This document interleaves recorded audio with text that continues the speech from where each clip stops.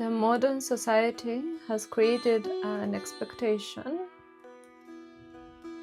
within us and within our relationships to manage our emotions.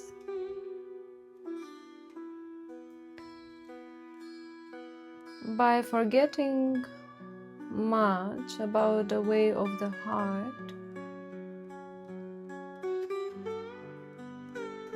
and intellectualizing it,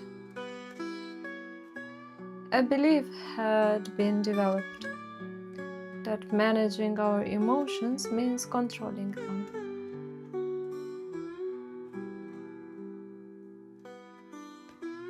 Yet, tools had not been given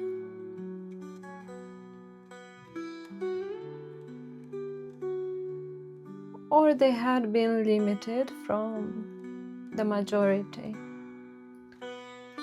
And so, controlling emotions became an act of suppressing them, stagnating the flow, the natural flow of prana, of the life force that permeates all our energetic bodies, inclusive of our emotional body.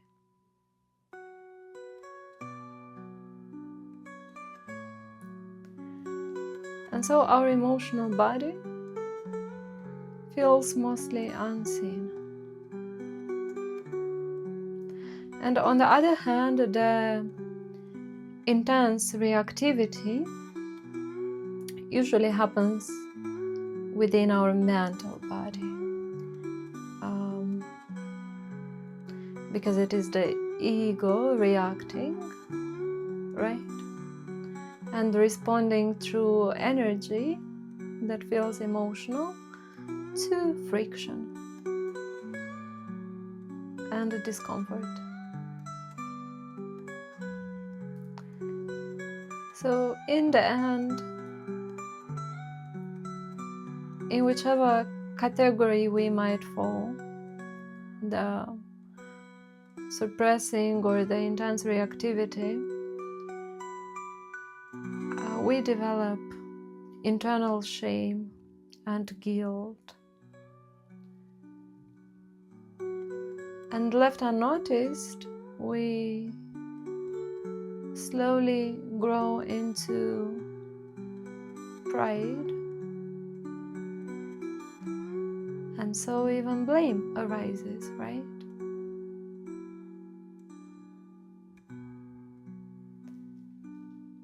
And we live through these dynamics within our relationships and connections, and they perfectly mirror each other. And when there is no one left to blame, the blame turns internal.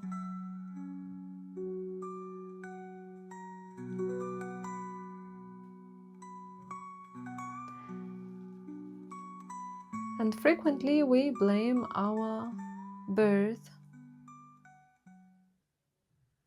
the cause of our existence, and God,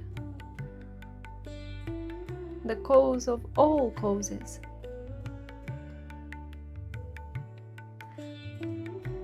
But that equals blaming the self.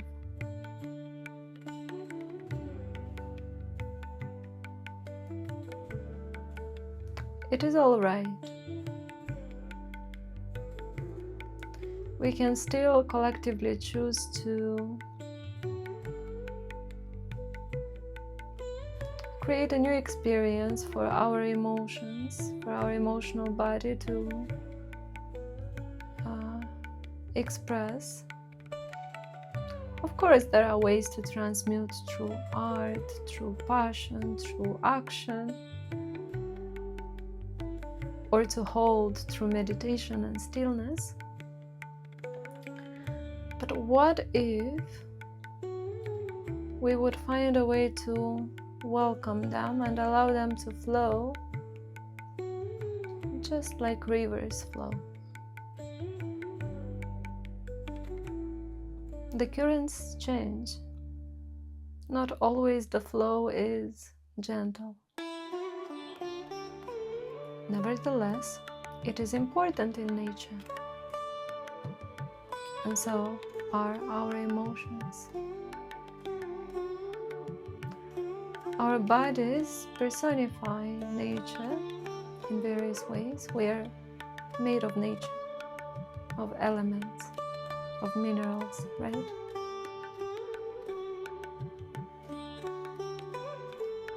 And our emotions, they can also be seen as life force, as currents that are meant to reach certain points within our bodies.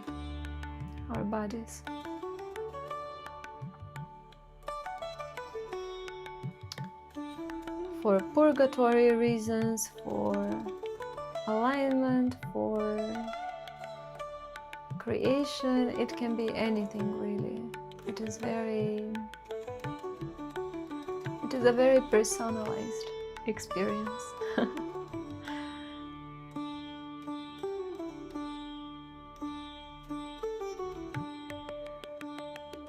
So, welcoming the emotions and allowing them to flow is only possible through grace. Grace and radical compassion towards our humanity, towards our divinity, and especially towards our birth, the cause of our existence.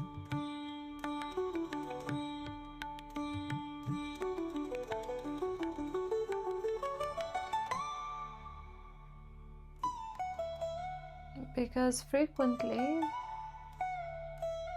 our emotions are that gathering of energy, of fluid, right?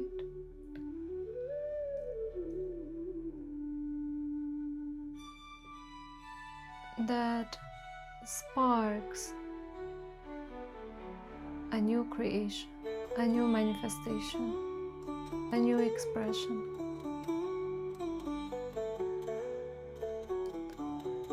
And stagnating an expression or a creation only makes us bitter.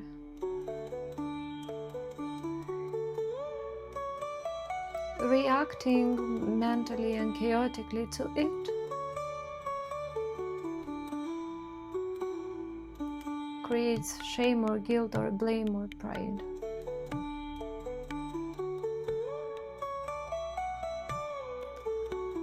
Yet aligning with its function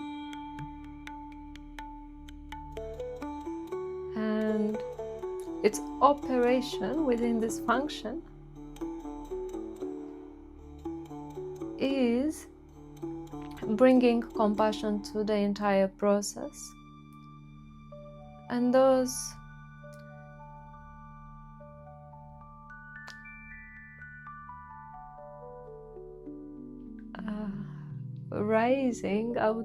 rising or welcoming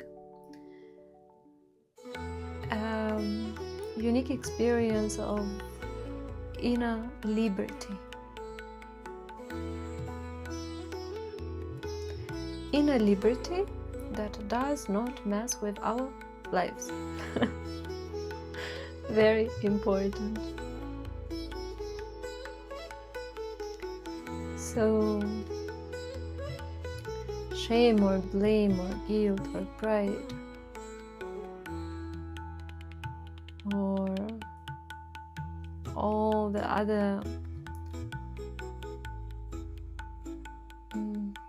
negatively seen factors or effects of certain actions, patterns, behaviors are not an issue. They're just the result of an action that had either been suppressed, stagnated, or reacted to in a toxic manner.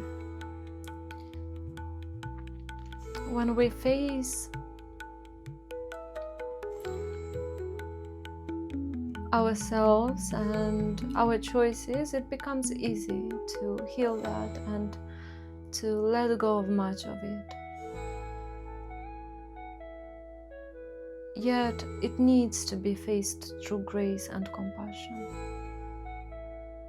not judgment and criticism. And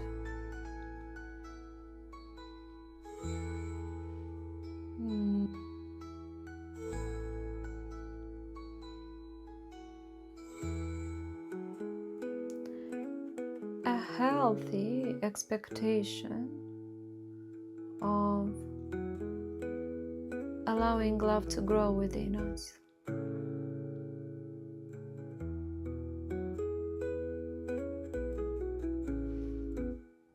Nature is important, and every little process within your body, mind, or spirit that is occurring is incredibly important for all.